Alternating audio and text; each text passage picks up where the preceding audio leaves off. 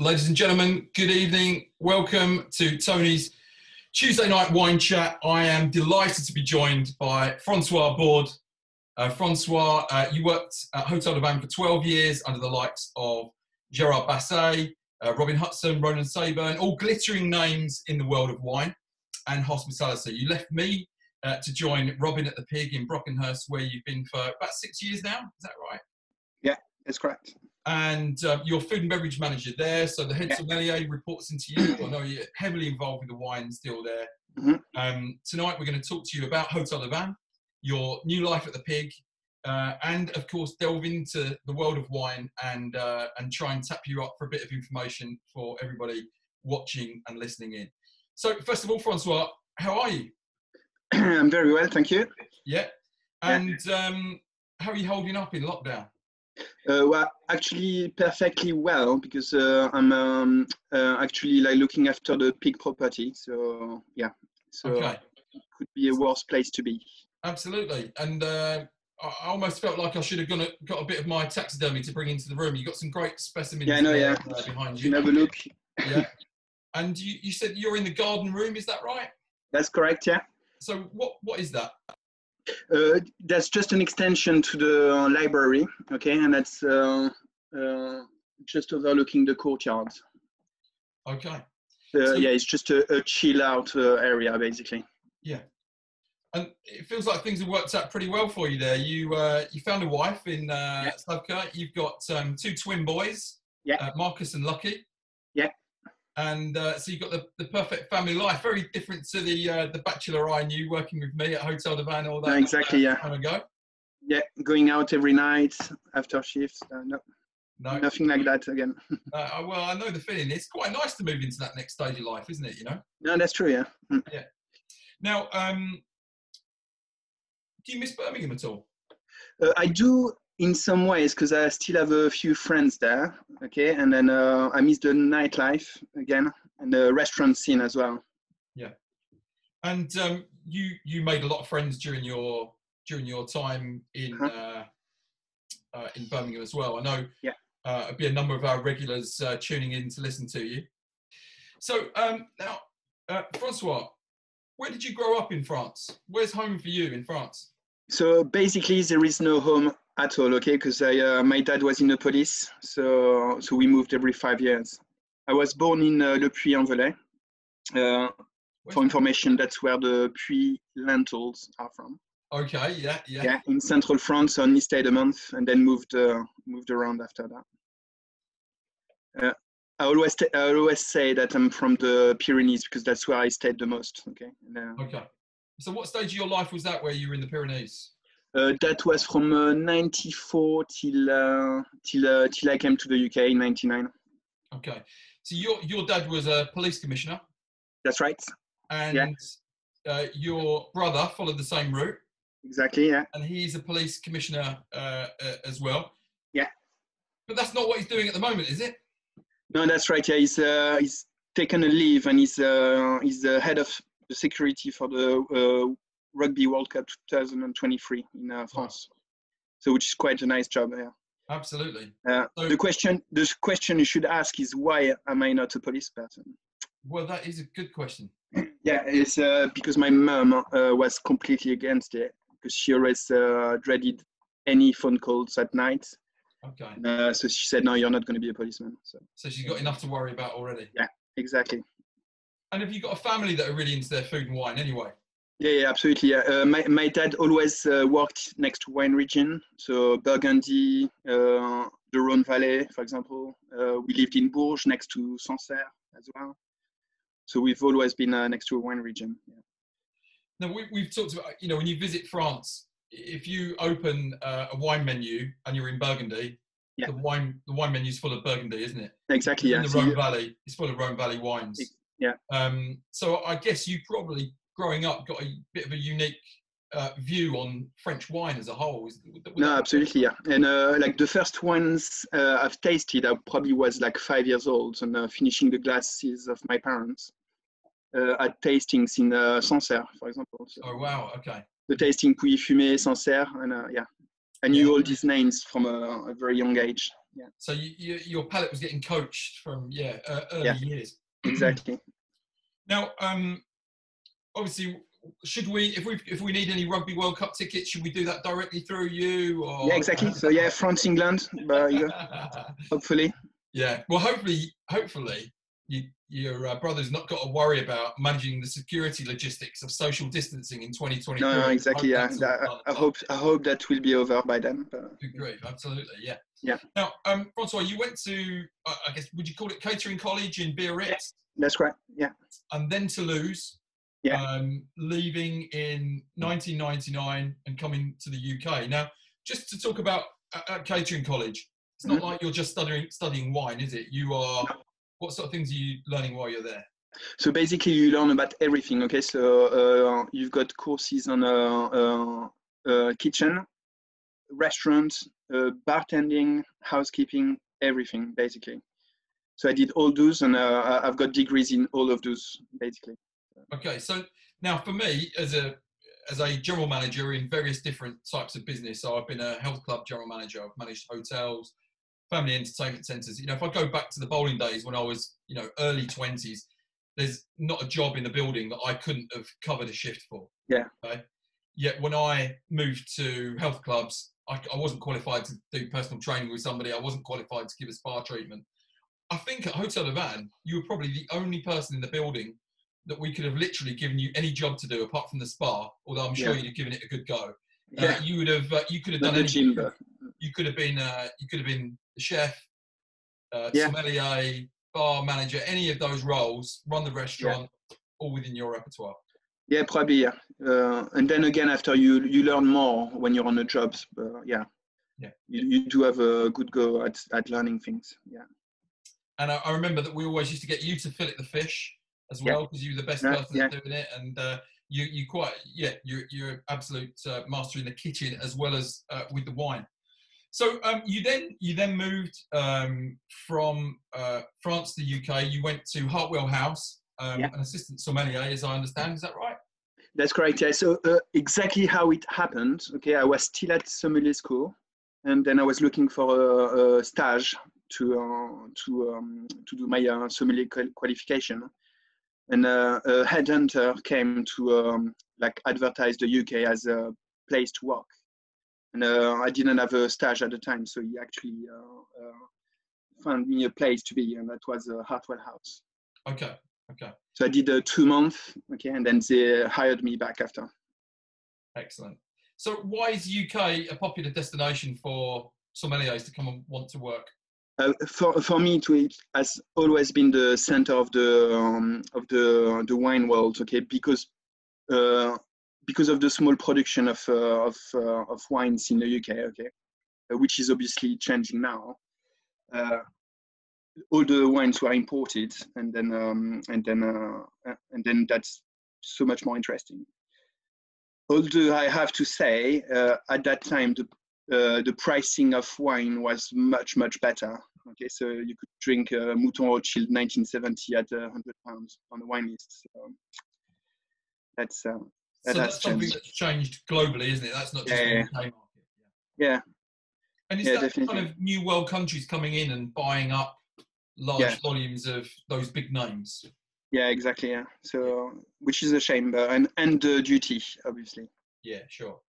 Which is something we really at a disadvantage in this country. Exactly. But just going back to that point, so you said UK really centre of the wine world, because if I'm right in saying, say for example, you'd grown up and spent your whole time, your dad hadn't been travelling around the country, you spent your whole time in Burgundy. Yeah. If you came to the UK to be a sommelier, not only would you not actually know too much about wines from other countries, your wine knowledge would be very, not just French centric, but very regionally focused as well. Yeah, it was like French wines only. Okay, luckily our clientele there was like very classic, so they were drinking Bordeaux, Burgundy, but on the list there was like Australian Shiraz or Sauvignon, Semillon from the Margaret River. Yeah. And that was all new to me. Yeah. So the likes of Cloudy Bay or Cape Mental. Yeah.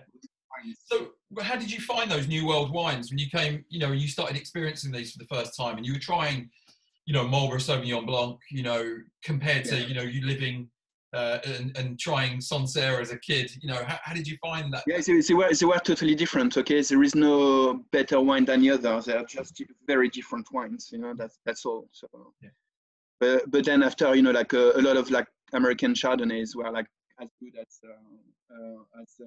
good Burgundies and vice versa. So and actually now, I guess in some of these places where they're actually doing a good job of replicating the style of the country or the region where they come from as well, aren't they? No, exactly. Where people can't even tell the difference. No. Now we've got a little comment here from Aileen. She says, "Bonsoir, Tony et Francois." So Aileen, thanks for tuning in this evening. Now, Francois, you're on furlough at the moment, aren't you? Yeah. You are living at the property. You're in a nice little, you're in a kind of lodge as part of the pig. We're gonna talk about Hotel de Van in a bit, but just talking about the pig. So you're actually living on site, making sure the property is safe and secure with your family at the lodge, but you're in the main hotel at this moment. Yeah, that's right. Yeah. The reason is my twins are just about to go to bed. Okay, so be able to talk. I imagine they've been raising merry hell around the house, not wanting to go to bed. Yeah. Pretty standard. Are they two little mini Francois, are they? Oh, they are 100% my kids, yeah. Yeah, so, okay. Oh, well, I do. Yeah, you know what I mean. So, now you went to Hartwell for 18 months, was it? And then went to Hotel de Van for a stint? That's right, yeah. Yeah. And then you did a bit of travelling. You went to Le Méridien in Nouméa, which is New Caledonia, which is a new one on me. It's a Pacific island. Did you look it up? Yeah, look it up, yeah. Yeah. A French island in the South Pacific. Yeah. And you were there for a year. How was that? Yeah, it was lovely. The reason I went there is because my dad was posted there, basically. Oh, okay. Okay, so I could do a little job and then leave for free. So yeah, and obviously you're next to Australia. You're 2 hours flight from Australia, 3 hours from New Zealand. So that's the dream if you want to travel, basically. And the place is actually stunning. So yeah. So what made you come back to Hotel de Van then? So basically, you get bored of turquoise water and coconut trees and everything. Really? Yeah, the thing I wanted back was Birmingham, my friends, and be able to go skiing in France and things like that. Yeah. There you go. Yeah, I mean, I think when you're in Birmingham or in England, you forget how close you are to Europe. But if you speak to an Australian or someone from New Zealand, they always talk about, how much you've got really right on your doorstep that you can go skiing in France if you want to, that weekend, for example. Yeah, Europe is the best place to be in, basically. Yeah, and I love Birmingham. I've always done, and super. Now, you're on furlough, but you said to me you've got some lobster on the way from Brixham as part of your furlough meal. What the hell's going on there? I don't think there's many other people having lobster on furlough. I know, we're just taking advantage of our contacts. So if I was in the lucky position, I'm in the New Forest, I'm in Brockenhurst, lobster arrives, I'm with Francois, we're having dinner, we're tearing this lobster apart. What wine are we going to drink with that? I would go for Chardonnay, 100%. Okay, so probably something like a Chablis. Okay. Chablis, yeah. Yeah. Producer, if I had a lot of money, I'll go for the Visa. Okay. And that's it. Otherwise, what goes very well with lobster is actually sweet wine, like Sauternes. So yeah. Sauternes would go very well. Okay, all right. Now, I was going to mention this a bit later, but you mentioned Sauternes. I saw you on social media the other day drinking Chateau Yquem, which is the Sauternes. How much is a bottle of Chateau Yquem? So that specific bottle was not a bottle; was a half bottle. Was £200. £200 for a half bottle. Yeah. Okay. Yeah. And what makes Chateau Yquem so special? Because of the rarity and all the work the work who goes with it. Obviously, Chateau Yquem does not produce every year, so Okay. if they don't, if they don't think the vintage is good enough, they just will sell it under a secret name. Okay. Yeah. And of course, it is the only Grand Cru dessert wine. Is that correct? Yeah. And we're talking Bordeaux, aren't we? That's right. Yeah. So what grapes will we expect to find in that? Sémillon. Yeah, and so that's Chateau one Yquem. of my favorites. So Francois has been left with the keys to the pig in Brockenhurst. He's knocking back the Chateau Yquem, but it's not as bad as it sounds, is it? You're not just drinking the cellar dry. No, definitely. No, the cellar is under key. At the moment, I don't have the key. My director has it. So. That's probably a good idea. So no, exactly. Tell us, there's a nice story about how you came by this Chateau Yquem then, because you didn't buy it from the wine shop. No, it was a gift. So I do have a second bottle basically, and because I'm a keen forager, so I like to go mushroom hunting in the forest. I know the area quite well around the New Forest. And a couple of our guests were lost at night in the forest because they got lost on one of their walk. And I was one of the only one to be able to locate them. Police was not interested. Forestry was not interested. Wow. So I just looked at the map and then after like 10 minutes drive, 20 minutes walk, I found them in the middle of absolutely nowhere. And these guys were actually the reps for Eurocav in the UK when Eurocav came to the UK. And they just sent me two half bottles of Yquem. Wow, brilliant. Because you saved them. It was an elderly couple stranded in the middle of the night, didn't know where they were, in the forest, and forager Francois sniffed them out, which was exactly. It's quite funny though. So Now I've got a question for you that's just come in from Brett and Marina. So this is going back to you talking about nice Chablis with some lobster. What does Francois? What are his views on supermarket Chablis and Sancerre compared to more expensive Chablis or Sancerre from someone like Loki or Connolly's, for example? Well, basically, the supermarket wines will tend to be more of less quality, I would guess. Okay, so because they are trying to make money, for example. Yeah. After it depends which supermarket you go to.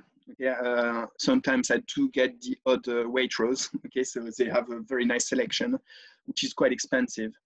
Then if you go to Tesco or Morrison, their entry-level Chablis will be just like, something just average. Again, that said, you can go to Lidl sometime or Aldi and get some really, really good wines, okay, at very sensible prices. So, there is no rules about it, okay. But then, as you mentioned, Loki or Connolly's, for example, I know that these guys work very hard and have very good tastes. So you're sure, 100% sure you're going to have a good time buying from them, basically. And that's an important point, isn't it? You're paying for. They've already done that hard work. There will be exactly that. They do the work for you on the supermarket shelf, but they've already found the one that they know that they can recommend to you. They've tried. So you might pay a bit more, but you don't have to that bottle where I just paid £10 for that Chablis from Tesco, and then it's rubbish, So. Yeah. So someone you will know very well from your Hotel de Vin days, Becky has asked, what is Francois' favourite champagne?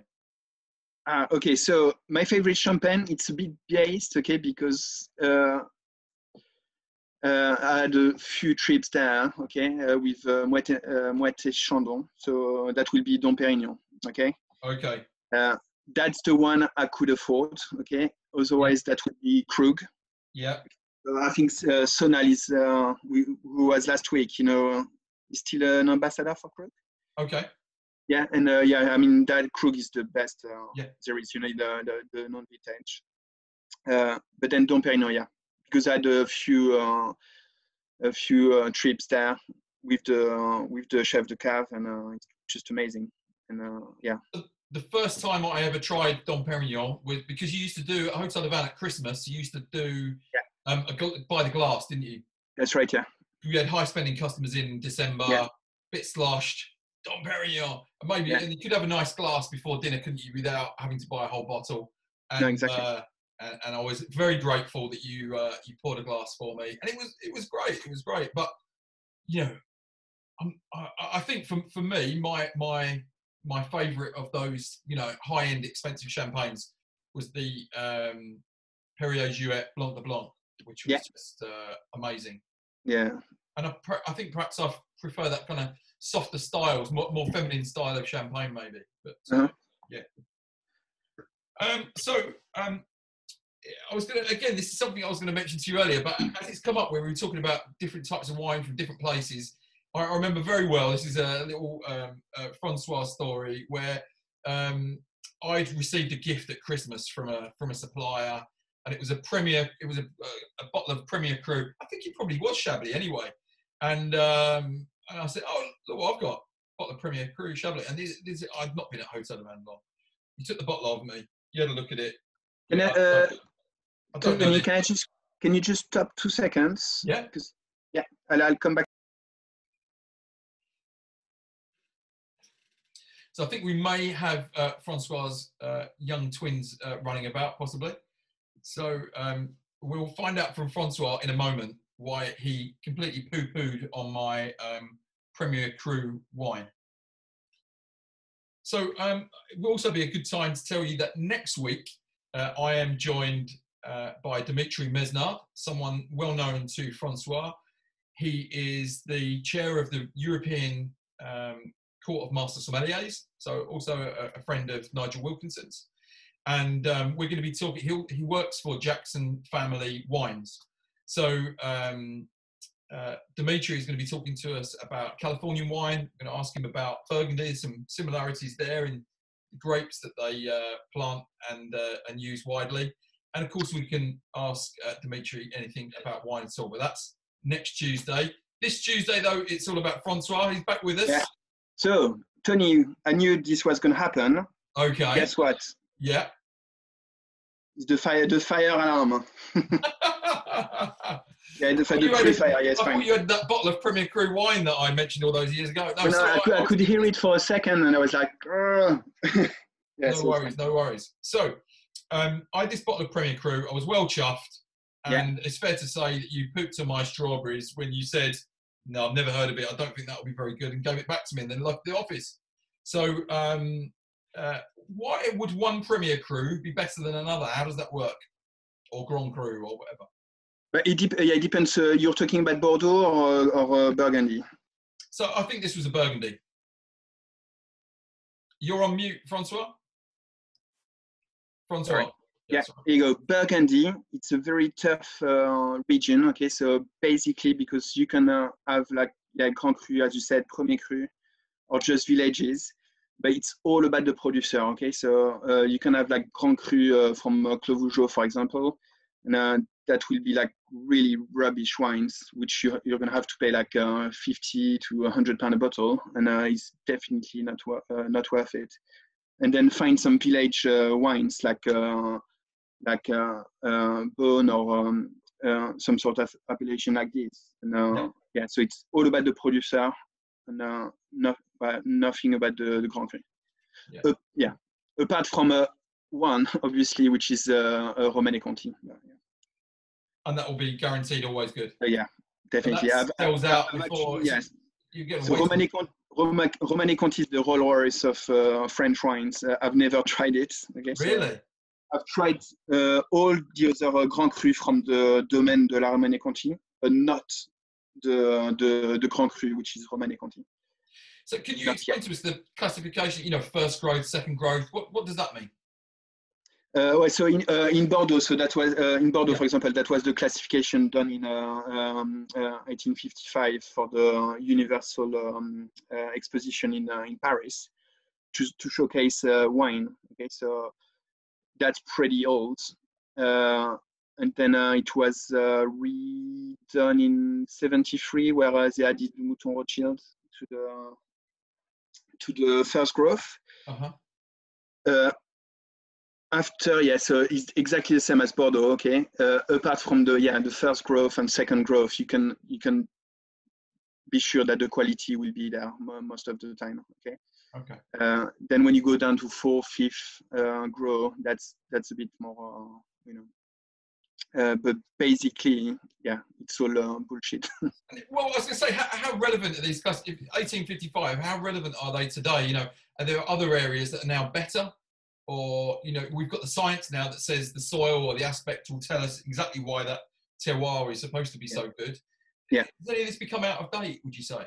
Yeah, probably in Burgundy, probably not. Okay, but then you need to know, like as a producer, how to use this terroir, for example. Okay, so if you and me were gonna go do wine in Burgundy, it will be rubbish, because we don't know what we're doing. Okay, so and that's what it is. Some people inherit vineyards in Burgundy, and they're dentists or doctors, and they don't know what they're doing. So, So we're talking about Burgundy there. Another famous Burgundy region is Limoux in France. Yeah. And Claire sent in a message the other day. It's actually southwest. Yeah. No, southwest. Claire Rose sent in a message. She said, "We love the Limoux Chardonnay that you put on the Hotel de Vin wine list when you were there. Yeah. Have you got any new Chardonnay or Chardonnay style recommendations?" Yeah. Technically, you can find actually. I saw Limoux Chardonnay in Lidl last week actually. So I didn't buy it, but yeah, it's pretty good and decent Chardonnays. If you wanted to get something like it, okay, I'd probably suggest you go for like south of Burgundy, like Mâcon and some places like this. So Puy-Fuissé and what about thinking wider in the world? Any other areas? I mean, Claire and Mark Rose obviously very well, and they're very big on California. Any other hotspots around the world for Chardonnay that maybe they're not aware of? Yeah, so obviously in Argentina, the Mendoza produce really good Chardonnays. Also, one which is quite close to my heart because my wife is Slovakian, and we had a Chardonnay from Slovakia. Yeah. Which is not renowned to be a wine region, okay, but it's not far from Moravia, which is in the Czech Republic, and produce wine forever. And so at our wedding, we had a beautiful, slightly oaked Chardonnay from next to the Bratislava region. It was just amazing. So what I'm going to ask you to do with that is after tonight, some of these recommendations, let's get you to post those on the post, and so people can find them. That would be great. Yeah. And a question from Gerhard Stein. So he said, have you started collecting any wines for your twins yet? For their 18th or 21st? Any birth year wines? Probably not. Okay, I'll wait until I've got a bit more money saved, and then we'll start doing so. Yeah. They might not like wine, you never know, so we'll see. Now, it's my daughter's 18th birthday this Friday, Isabel, and we're really lucky to be opening a 2002 Riesling from Jean-Baptiste Adam. Yeah. So we're looking forward to that. Okay, so now for the uninitiated, we've mentioned the pig. You're sitting in the garden room with the taxidermy there. And actually you swiveled the camera around earlier and showed us like there's a little outside pizza oven where you make flatbreads and everything. It sounds amazing. But what is the pig? For people that may be familiar with Hotel de Vin but have not have visited one of the pig hotels, can you tell us all about them? So yeah, basically the pig is a place which looks very much like Hotel du Vin, okay, back in the days. Okay, so if you were to come here, you'll recognize a lot of things. And it's concentrated on food mostly, with local products, and then a lot of products from the garden. So during furlough, I've been working in the garden with the gardeners, and it's a big job, and with lots of crops coming through. So lots of onions, salads. Yesterday we had some runner beans, and that's all within, and we source all our ingredients within 50 miles, basically. Brilliant. Yeah. And of course, Robin, that owns the pig group, was, along with Gerhard Basset, was the founder of Hotel de Vin, wasn't he? That's right, yeah. so who's still very much involved. Okay, so we see him every week basically. So which is quite rare for a company to see your big boss every week. And a good thing at the same time. So he keeps you on your toes. It keeps you on your toes. Yeah. We all need that a bit, don't we? I know exactly. Yeah. So now, what is the wine or drinks ethos at the Pig? I'm guessing it's pretty important. Yeah, very, very much. Okay, so like each sommelier within the group like buys whatever he wants from his own suppliers. Okay, we tend to privilege English wines and English sparkling wines, obviously. So we're quite big on that. I think James, who's the head sommelier here, got around like 10 to 15 English wines on the list. Okay, so which is pretty good. So and all the local producer sparkling wines are represented on the list. Okay, so now you mentioned, I know when I started working at Hotel de Van, you introduced me to Night Timber. Yeah. And it was something, if we had a wine dinner, it was always great fun pouring a glass of Night Timber to a winemaker from another, part of the world that had come along to do a wine dinner for us. I know we've done that a few times. They'll go, wow, this really is good. And, they'd heard of it and not tried it. What are some of the, a lot has changed in that time. Yeah. What are some of your other favourites, things perhaps you've got on the menu? So I like Goosebone. What I tried recently back was the Balfour Brut, which was really nice. Balfour Brut Rosé.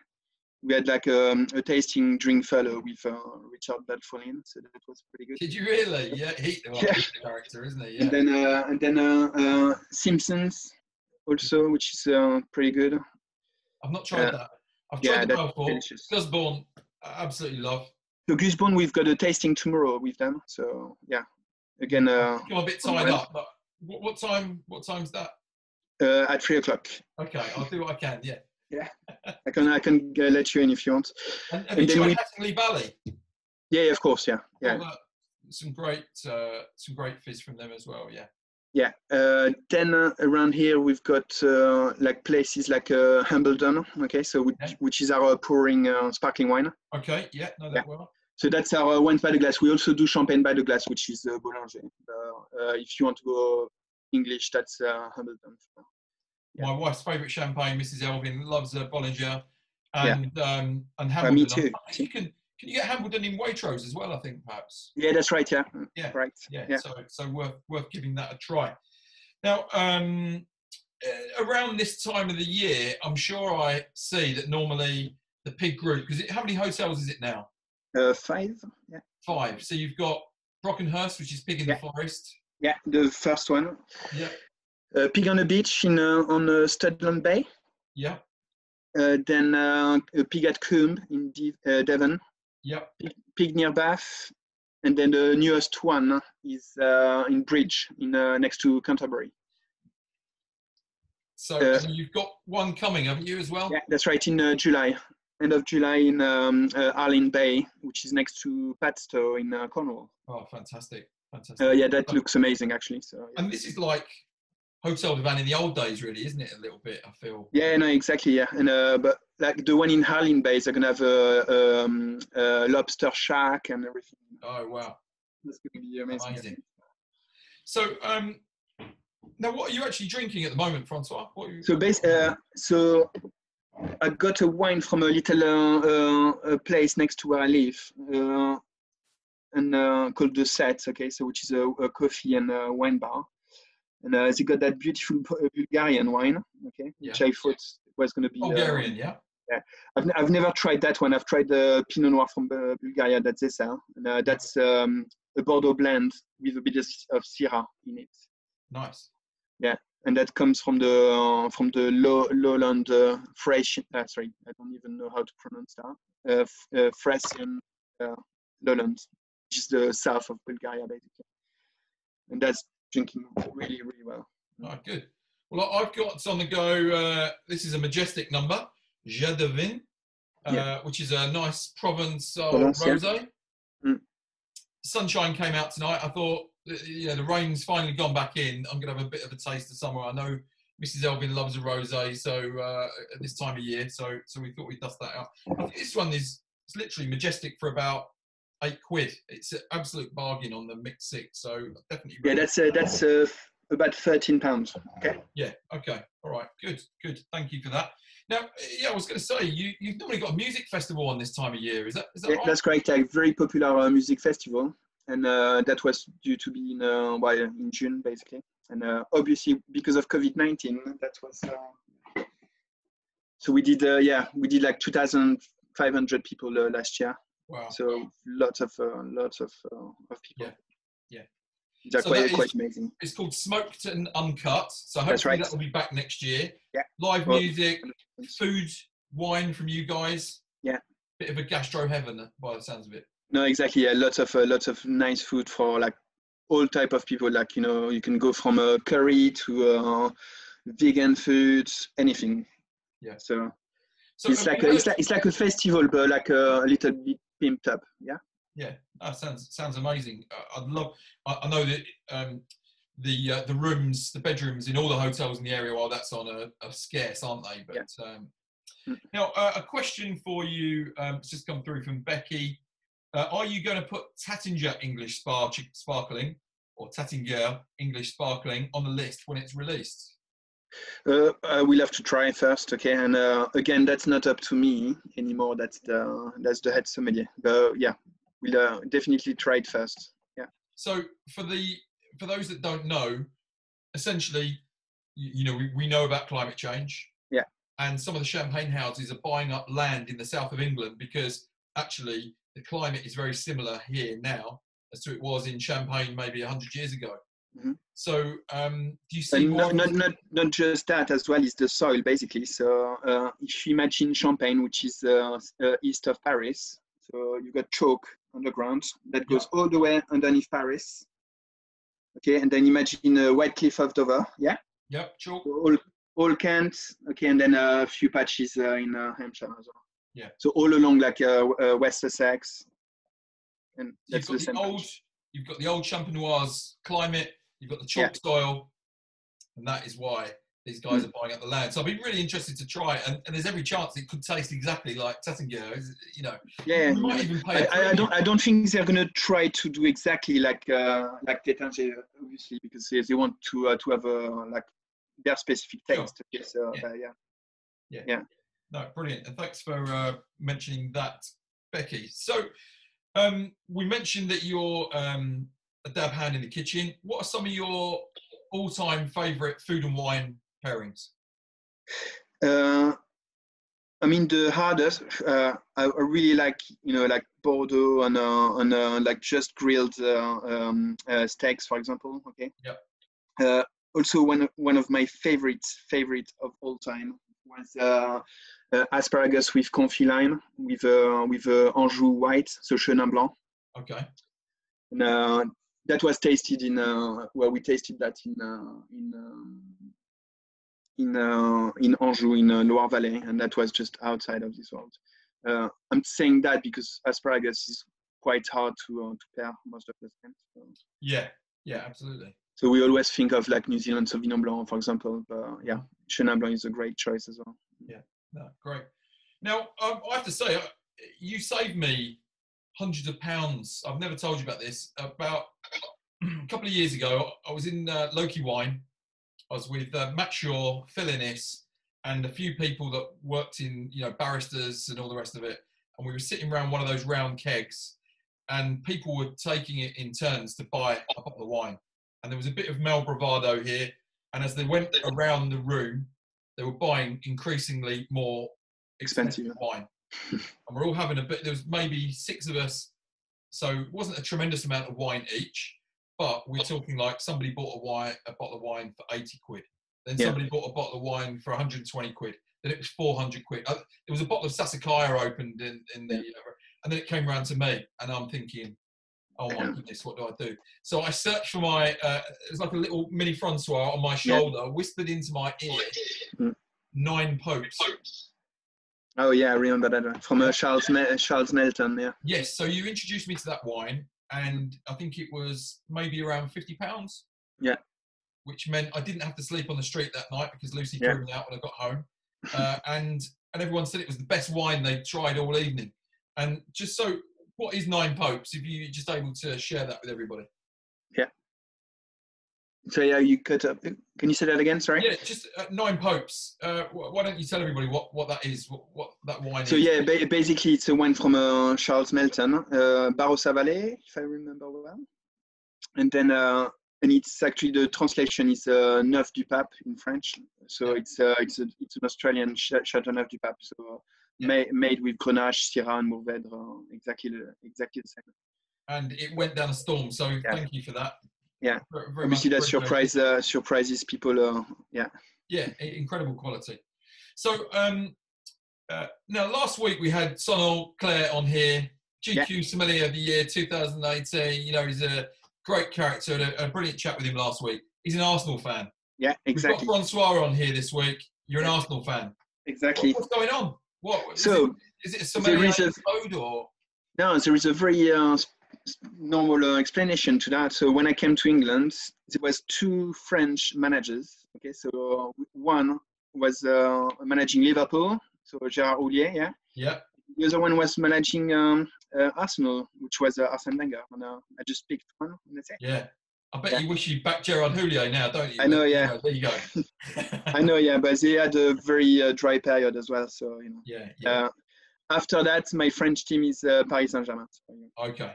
Oh, so more big time Charlie's there, but exactly. not so much at the time.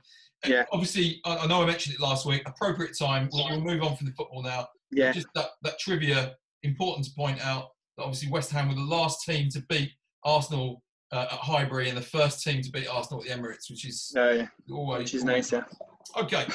Now, when I started at Hotel du Vin, we're going to move on to Hotel du Vin now. We've both got fabulous memories of our time there. You spent 12 years there. I only spent 6, but an amazing time. Now, when I started, in any new business, I'd go in, I set out in my diary to meet with all of my management team, find out all about them, find out what makes them tick, see what they, how they like to be managed and where they think the opportunities are within that business. And we're ticking along nicely. I'm setting my, this is what I'd really love for us to achieve. Sitting down with all different managers, very straightforward. And then I have my meeting for you. It's a funny little office, wasn't it? And Francois crashes in for the office, and you immediately take charge. So you go, right, okay, Tony, just what I'll need you to do for me. I want you to remember that this is Hotel du Vin. It is Hotel of Wine. So if you're having lunch in the bistro, you're entertaining clients, you're entertaining guests, I need you to drink a glass of wine. Now, if you tell me you've got a really busy afternoon, just have a little sip. Tell me before you sit down, and I'll just put tiny little droplets in your glass. No one will ever know. But please, I'll just ask one thing of you. Make sure that you drink wine when you're in the bistro. Yeah. Which is normal. When you represent a place like this, you need to you need to drink wine, otherwise you're. So I'd like to think that I completely took your advice. Yeah. And really live those values. Now you're running a wine event company. So which I would not have done without you. You were a huge inspiration to me. You and Nigel Wilkinson, I would credit that with equally. I went on my first professional tasting with you. We went to a Loeb tasting down in London, and it was fantastic. But I remember saying to you, so there were, I don't know, 300-400 different wines to try. Yeah. We got down dead early, so it was kind of 10 o'clock. As soon as they've opened, then we're tasting wines. I remember complaining to you that the white wine was all warm. There was literally a wine chiller, transparent plastic wine chiller, bottle of white wine in there, just come out of the box with one ice cube underneath. Yeah. And I thought it was bonkers. Why was that? Why do they do that at a professional tasting? Well, yeah, because they try not to numb your palate, basically. So yeah, it's like if you eat too much ice cream, okay, you're not going to taste the flavors at some point. And not that we are pleading for people to feel sorry for us, but you go to a professional tasting, and it sounds amazing, doesn't it? 400 wines to try. It's bloody hard work. Well, it isn't. Yeah. So it isn't. I once tasted around like 800 wines in Portugal, and it's just when you arrive after 100, you're just like yes, no, yes, no. Yeah. It's just impossible. No, it's hard work. Yeah. Yeah, I find your teeth start aching. Yeah. It's not natural to sip wine and not swallow it, is it? Your body is telling you need to swallow whatever liquid you. Yeah, and that will attack the your gums, your enamel, everything. So Yeah. not good. So it's not easy being a sommelier, is it, Francois? No. Take a hats off Yeah. to you. So, and another thing actually, I've got a trick for you. Okay, so something I've always done. Okay, so basically, after a night out or you've been drinking wines, before you go to bed, don't brush your teeth. Okay, because with the acid of the wine will brush off the enamel, so it's better to leave it until the morning. Yeah. Okay. Well, what about Don't the old red wine on your teeth? Yeah, don't brush your teeth because that's gonna make it worse. Okay. Yeah. Okay. Top tip there, Francois. Yeah. Thank you for that. So now the other thing I found was challenging, and obviously you get used to these things, but you're trying to drink wines that you know, and there are people that like drinking really heavy wines without food. Yeah. But when you look at France, you look at Italy, you look at Spain. These are people making wines to be really come into their own with food, don't they? Quite often, those bold reds, are almost quite challenging to drink. We're drinking young Bordeaux's that really need some more age in the bottle. Yeah, they're crying out for some steak, from grilled steak, as you referenced earlier. Mm-hmm. It's really challenging to drink that wine and imagine what it will be like with food or when it gets a bit older. Yeah. So it's just like it's literally a guess, how it's gonna age and after food wise, okay, you just need to measure the fat content, okay, if your food is sweet, and then with the wine, being tannic or being sugary, and it's all a learning process, and it takes a long time, but it takes a lifetime to be able to build a knowledge. Okay, so no one knows everything about wine, and especially wine pairing is just very difficult. Yeah. Well, I thank you for the time that you invested in me whilst we worked together in Birmingham. I took so much from it. Yeah. But thank you for supporting me as well. Love you, man. Okay. I'm not the easiest person to manage, so there you go. This is true, but I'm old enough to know that some people you just need to. I need to let you do your own thing, really. Because if I try and manage you, we're going to end up mud wrestling or something. So I know. Recognizing your skill and your talent and your passion for the role. I think with some people it's just about, I'm sure we had to have the odd little chat about how something could have been done slightly differently, but you've been the ultimate professional, Francois. You always gave 110%. That's a really crap phrase, but you know what I mean. Always gave everything to the role, and so really, you in many ways you were easy to manage. Now, this is my big wine day out. We went to that professional tasting. We went from there. So bear in mind, and again, another, take off my hat to you. You said we are not swallowing the wine. We're here to taste the wine. We'll go and drink wine later, but this is about tasting. You can't evaluate wine properly if we're half cut. So we were very disciplined. We didn't swallow the wine. I think I cheated when I tried a wine that was about £300 a bottle. I thought, I'm not spitting that out. And swallowed it. But then we went on to a restaurant and wine workshop called 28 to 50 Degrees. Yeah, I don't know which area it was. There, I've got a feeling that it wasn't a million miles away from Baker Street. It was just so that's the Marylebone one. West End, Marylebone. That's right. Yeah. So we went into 28 to 50 Degrees. It was a friend of yours that owned the very small chain. I think it was perhaps two restaurants. Well, used to. So he's called Xavier Rousset, and he's ex one of the top sommelier from Hotel du Vin, actually. Yeah.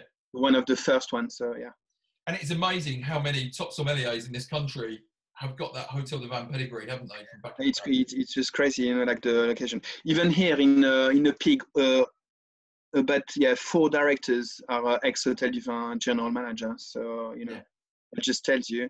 I've got 2 people on furlough with me, which are ex-Hotel du Vin from Tumble-Jones, you know. So yeah. And I think, you know, it's fair to say that although Hotel du Vin has changed, it's changed because it's needed to, because it's dozens of hotels instead of, you know, when you've got 4, you can say, order what you want. It's all about this. It's all about that. I think when any brand gets bigger, it needs to formalise what it's doing. Yeah, exactly. Yeah, it's always a bit difficult. Yeah. It's still a wonderful place. Now, Ben has asked, I'm going to throw this one in quickly before we go back to 28 to 50 degrees. What is your favourite Hotel du Vin memory? That's a bit difficult. That. I need to leave that one with you for a few minutes. Yeah. Okay, so I'm going to go back to 28 to 50 degrees restaurant. What is the significance of 28 to 50 degrees? Why was it called that? So basically, that's the latitude of winemaking, so north and south of the equator. Okay, so imagine just a line above the equator and another band south, and that's where the wine is grown. Brilliant, thank you. So after 28 to 50 degrees, we headed to Cafe Bohème in Soho. And at this point of the day, it became. But to be fair, I don't remember that at all. So you knew exactly where you were going. And we were there till our late train back that evening. Yeah.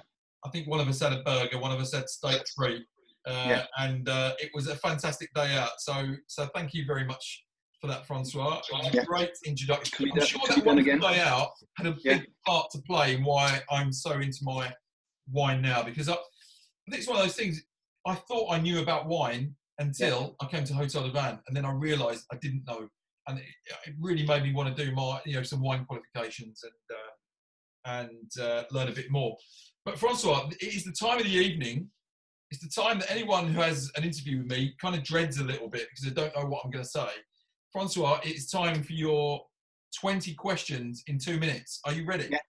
Yeah. Okay. So here's your 20 questions in 2 minutes. I want a straight answer, no messing around. Here we go, Francois. Chardonnay or Sauvignon Blanc? Chardonnay. Fine dining or steak and chips? Fine dining. Oaked or unoaked? Oaked. Apple or Android? Apple. Bordeaux or Burgundy? Burgundy. Hotel du Vin or the Pig? Pig. Cremant or Cava? Cava. Patrick Vieira or Thierry Henry? Thierry Henry. Cristal or Dom Perignon? Dom Perignon. I knew the answer to that one. You gave me that earlier, didn't you? Yeah. Syrah or Shiraz? Syrah. Nigel Wilkinson or Ronan Sayburn? That's pass. No, you can't pass. Come on, give me a name. I'm going to say Nigel. Okay, all right. Sorry, Ronan. Malbec or Cabernet Sauvignon? Cabernet. New World or Old World? Old World. Left bank or right bank? Left bank. Stilton or Roquefort? Stilton, actually. Yeah. Okay. Cheese before dessert or after dessert? That will be before dessert, yeah. Yeah. Port or sherry? Port. Like 120%, yeah. Ah, okay. Yeah. South America or South Africa? South America. And Rioja or Tuscany? Tuscany. Tuscany. Thank you very much, Francois. That was your 20 questions in 2 minutes. Yeah, it's a bit unfair, wasn't it, with Nigel and Ronan? But I'm sure they. Yeah, definitely. Put on the spot. I'm saying this because Nigel helped me, passing my exams. Okay, so yeah, a lot, which Ronan did as well, but not on that level. Yeah. So now, while we're talking about exams, you're certified sommelier, advanced certified sommelier. Yeah. What does that mean? So basically, that's from the Court of Master Sommelier. Yep. Which is one of the best, let's say, a school. Okay, to if you're a young professional, if you work on the floor, basically. So yes, there is like introductory, then certified, and then the advanced exam, and then you go on to be a master sommelier if you're obviously. Have a lot of time, a lot of tasting, and insane amount of time, basically. So I've got the advance, which I passed in 2010. So normally I should have gone straight to to go for master sommelier, but I didn't have the time, and obviously now with the kids, and it's not not possible. I don't think twins and master sommelier exams are compatible, are they, particularly? Yeah, it's possible for sure, but and then on the WSET side, I've got the level 3, which just normal. Now, I remember attending my first ever wine dinner. So as general manager at Hotel de Van, went along to a wine dinner, didn't really know what to expect. It was actually a champagne dinner, Champagne Le Neu.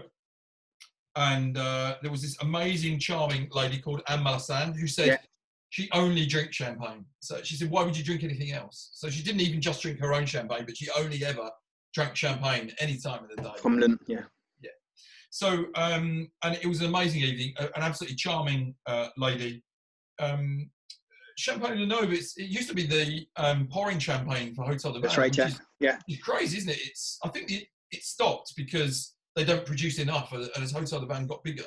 Yeah, that was the thing, and we had the Grand Cru at the time. Okay, so we were serving Grand Cru as like a champagne Grand Cru as a house pouring wine, and it was outstanding. Yeah, and as you said, because of the the company getting bigger, I couldn't do anything.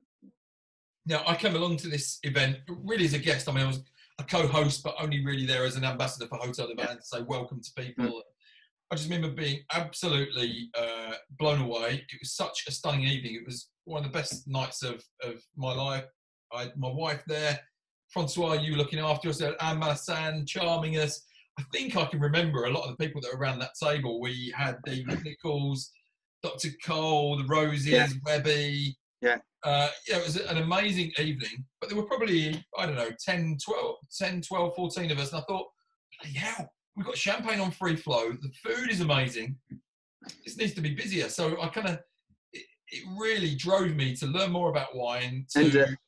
And also, sorry to interrupt, and also it was like the value of these dinners were amazing. I mean, it's ridiculous. Where do you get like to taste all these champagnes in one go for like less than £70? Yes, and the dinner as well. It was bonkers. I remember we did a Penfolds Grange wine dinner. Where I think the ticket price was something like 150 quid. But actually, for a glass of Penfolds Grange on its own, will be so much. You're paying 150 quid, aren't you? Or 100 quid. Well, I think the cost to us was £100 a glass. So 50 quid covered the price of all the other wines and all the food. So, and it was quite unique at the time. I think there's a lot more places doing events like this now. But yeah, for me, just such an amazing experience. It really drove me on to find out more about wine. And when I got the bug for doing that. Now, Nigel Wilkinson used to do probably one in every 2 or 3 wine dinners at Hotel de Van. Nigel was here a few weeks ago. We had a great chat with him, Master Sommelier Nigel Wilkinson. I said to him, Nigel, tell me any funny stories, scrapes you got into when you were on your wine visits and you're knocking back the wine. He said, no, I've never got into anything he has on a wine trip. Yeah. It's a shame he's got a different view on that. Yeah, it's a shame he's not, I don't think he's on Facebook, so he won't be able, maybe not seeing that. But, so I've got a couple. So we were on a wine trip in Piedmont, in the Piedmont region in northern Italy. Yeah. And Nigel was driving one of 2 hired van. And basically, I was in a car driven by Nigel's boss. And Nigel at the front in another car. And suddenly, like, his boss was like, what is he doing? What is he doing? Like, the guy who was called Danny Spencer, like a big lad, the sort of person you see on the street, you just cross. And then we just saw the van going into a ditch, like, on the side. So we all had to come out and push the van back on the road. Oh, that was before the tasting as well. So so I asked Nigel Wilkinson, has anything strange happened to you on a wine trip? And he said no, but he drives a car full of sommeliers into a ditch in France. In Italy. Brilliant. Okay. And there is a second one. Okay, so which I actually remember today. I can't remember the sommelier I was with. So we were in a hotel in Portugal, and which in a steam room. Yeah.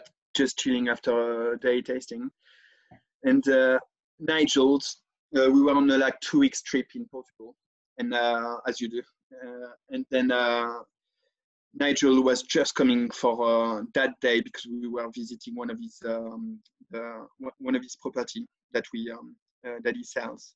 Yeah. And he came fully suited with his boots and everything, like tie and everything, into the steam room, which was like super hot for at least 5 to 10 minutes, chatting to us. It was like, we were like, just not naked, but with and it was like, what is he doing? And people who don't know Nigel, okay, he's the Welsh equivalent of Boris Johnson. Okay, so crazy hair, a bit chubby. Politics aren't, are they? Let's I know. It's really funny. Yeah, poor old Nige, character assassination there. Yeah. Okay, but yeah, I'm right, no? And he's, of course, the only Welsh master sommelier, as that's we right, yeah. frequently reminded. Now, it was a sad moment for me, Francois. You left us to go to the pig. Yeah. And you'd actually already gone, and we got you to come back to do a last ever wine dinner. And it was Francois' favourites, I think. You chose some of your favourite wines during your time at Hotel de Van, something that I replicated when I left, because I think it's such a good idea. Our friend Gary Newbon interviewed you over dinner with a room of people that you've been looking after for 12 years, hanging on your every word. And Gary asked you a really poignant question. He said, Francois, you have had the opportunity to try wines that we can only dream of. You know wine better than anyone else in this room. What is your favourite wine? Well, basically, what I told him that day is like, Gary, you've got 2 sons, so which one is your favourite? Basically, you could say that to me now by having twins. I don't have a favourite twin, so Yeah. Asking for a favorite wine is a very difficult thing to ask a sommelier, basically. So, yeah. So, yeah, go on. I think you which absolutely, that is exactly what you said. You expanded on it with something quite romantic, which I didn't really expect from you, Francois, about how, it's less about the wine that's actually in the glass. Yeah. No, exactly, yeah. It's the wine in the glass, and, probably where you are at the moment, how you're feeling, it's a lot of things, Yeah. What I always think, like when you go to France and taste wines there, it always tastes better. And when you bring your bottles back to the UK, it tastes like, yeah. We've all done because that. Because you're on holiday, and you're just relaxed, and it's just, the settings, basically, Now, wine dinners, a magical thing. You don't hold them in Brockenhurst, do you? No, we don't, okay, because we are busy as any, I've never seen a place that busy in my life. Okay, so we're in the middle of nowhere. We average on like 100 covers each service. That's including Sunday, Monday night, so. Wow. So we don't have time, and we don't have the room also to do so. Just to tell you about, for example, with our the current situation, okay, we opened bookings a couple of days ago, and the phones have been non-stop. Wow. Yeah, for people to come and visit. So you are taking bookings again. Is this a good time for someone to book if they've not been able to get into the pig before? Yeah. So yeah. Will be a good team. So obviously there will be like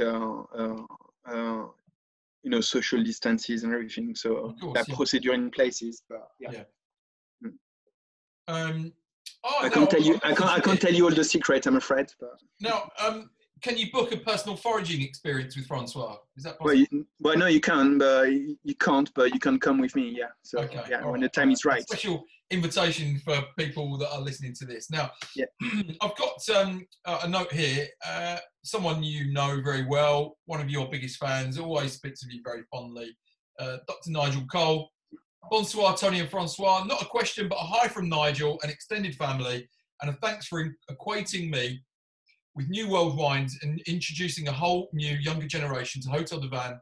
Great food and wines, especially the infamous regular family Christmas birthday meal. Yeah. So Nigel was one of our favourite customers to Hotel de Van. someone we enjoyed spending time with. And so thank you, Nigel, for sending that note in. I don't know if you've got a message for Nigel at all there, Francois. No, but hi again. I'm still waiting for you to visit as well. So here you go. There you go. So okay. I know Nigel is a very keen motorist and like to come to Goodwood, which is not too far. So absolutely, yeah. You've heard it there, Nigel. You need to get yourself down. So now I've mentioned to you about the Premier Cru. Now, you mentioned about wine dinners. Maybe if you wanted to go to a wine dinner at the Pig, you're better off going to, say, Devon, for example. Yeah, that's right. Yes, they do because they've got like a bigger function rooms and do wine dinners there. Yeah. Yeah. Now, we also talked about earlier how one Premier Cru might not be as good as another because it really does depend on the producer. Yeah. It's not just about the soil. There's a lot of work goes into it. Vintage, everything. Old vines or vieille vigne. Yeah. That's another kind of misleading term sometimes, isn't it? Why? Well, it depends. Okay, so for me, like with like extensive travel in vineyards, okay, we always had that joke, to ask the winemaker or the person who was making the visit, how old are your vines? And they will always say like 35 years, which is quite funny. And we always used to bet like a $5 on this, So, so vieille vigne, yes. In some wine, it's like all legitimate. Okay, so like because you get like very concentrated wines and grapes from old vines, but they need to be like over like 70, 80 years old, to be called old vines. Otherwise, it's nothing. Yeah, so an old vine produces less fruit. That's right. So eventually, they need to be torn up, don't they, to replace with new vines that will give you more. And that will concentrate that thing so it can reproduce basically. So yeah. So I guess for any winemaker, there's a balance where you need to have some old vines which are going to give your wines great character. Yeah, exactly. But then you can have the oldest vine I've seen was 100 years old in Talbeek, which is in Victoria.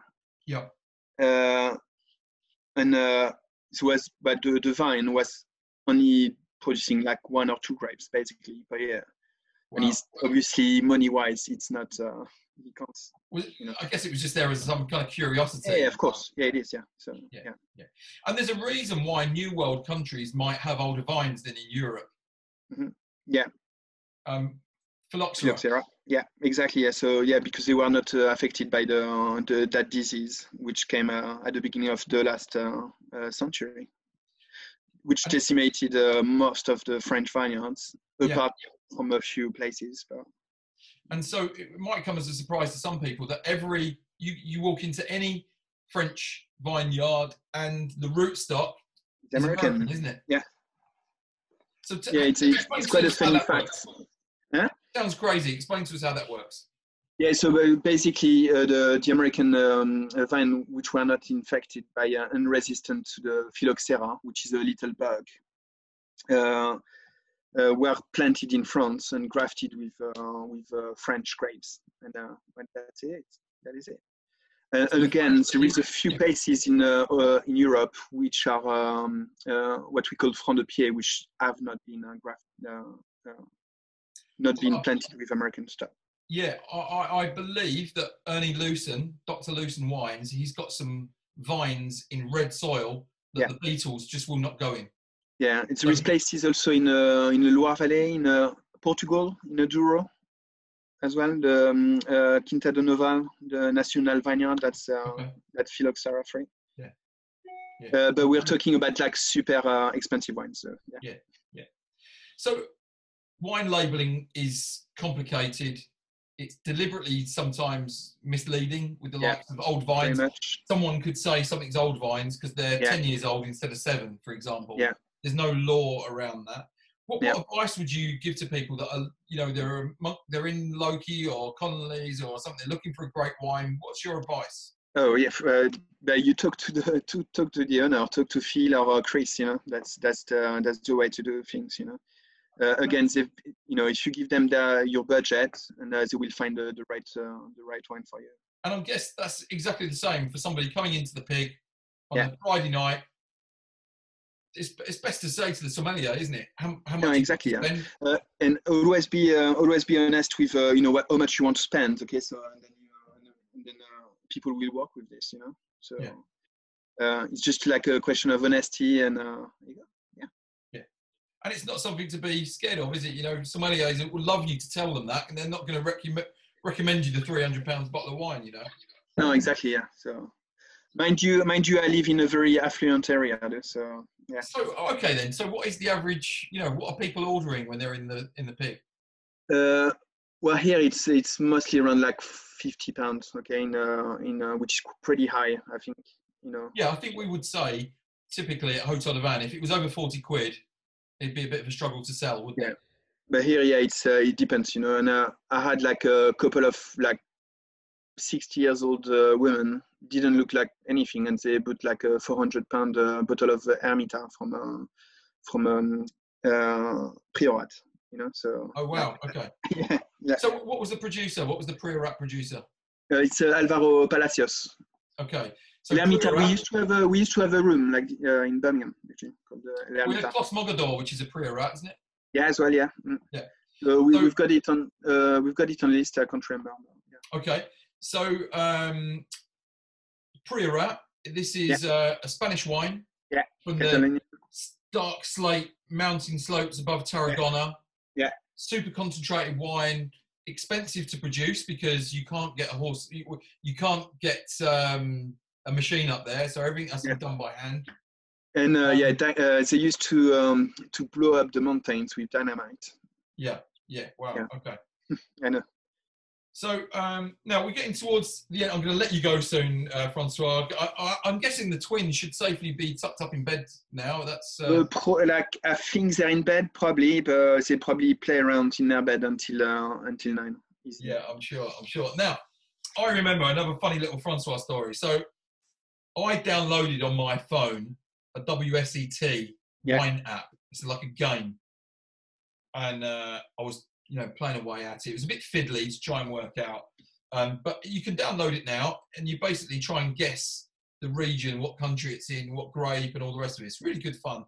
WSET app. Maybe it's a little bit old now.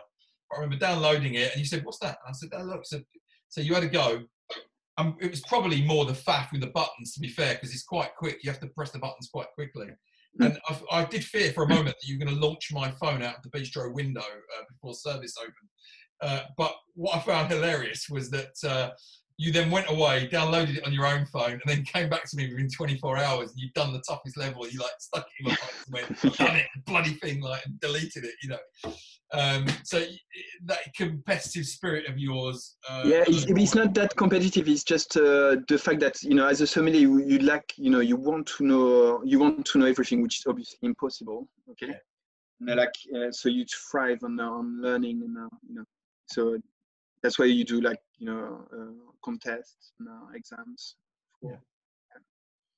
So now we've got you're an advanced certified sommelier. I know we've got a number of people that they're coming on to dinners and they're really interested in their wine. They're wanting to actually learn a bit more about wine themselves, and they've thought, you do pick these things up from dinners and tastings. But if somebody wanted to, what advice would you give to people that wanted to learn a bit more?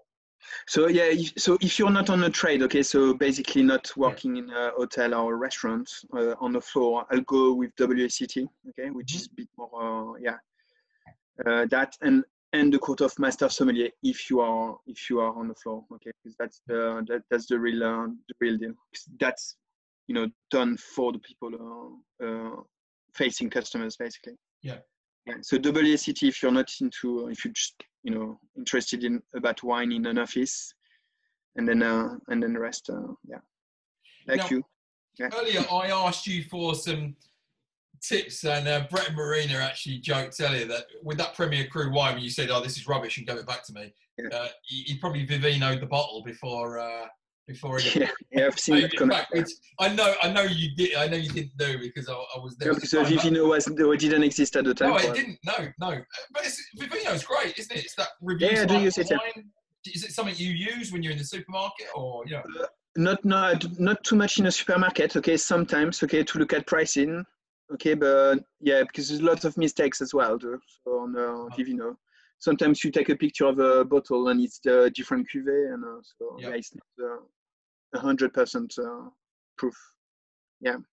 Good. Now, Ben Rice, one of the 3 Bens that we had in Hotel Havana at one time, Ben Drainer, Ben Harvey, Ben Rice. I think they're all tuned in, perhaps. What a great bunch. All shared enthusiasm for, as you for looking after the customer. Ben Rice asked earlier for one of your fondest Hotel du Vin moments. Anything that you can recall that, you know, during your 12 years there that was particularly... It's so many things that it's just... let's think. Maybe one of the best time I had. Okay, so you know we always used to have a quick drink, staff drinks before heading home. And one day the group Slayer, which is like a metal, you know, speed metal band from America, very well known. You know Slayer, yeah? Slayer. Oh. Yeah. Okay, you YouTube that later. Okay, so which is like a big band basically. Okay. And we spent the whole night drinking with them. Okay, and they were like just spending money buying stuff from the cellar. And you can imagine people with tattoos, long hair, everything. I'm with you. Yeah. From Los Angeles and talking about like Chablis, Premier Cru, and First Grove, Bordeaux, and I was quite unreal until like 5 o'clock in the morning. Wow. Okay. That's one of the best. That's a pretty good one. Yeah. I love it. Okay. All right. Well, Francois, thank you so much for your time this evening. The time has raced away with us. It's 20 past 8. Yeah. Been great. I still need to cook dinner after, so yeah. Yeah. Okay. Well, we better let you get your. Yeah. Thank you for being such an amazing member of my team at Hotel Havana. I loved working with you while you were there. I was sorry to see you go, but I knew how many years you'd put into Hotel Havana, and I knew that, you know, it was the right thing for you to step into the next adventure. And where better to go than with the guy that founded Hotel Havana, Robin Hudson. Thanks for joining us. Yeah, thank you for your kind words. It's very nice. You're welcome. You're welcome. And you're always welcome to come and visit, obviously. Thanks very much, mate. And I always appreciate the time when you told me I was the best general manager that you'd ever worked for. I've got that on a plaque somewhere on a wall. Definitely. I'd then ask you again when you're sober. But Francois, thanks for joining us tonight, and I'll speak to you soon, mate. Okay, cheers. Yeah, cheers. Thanks, bye.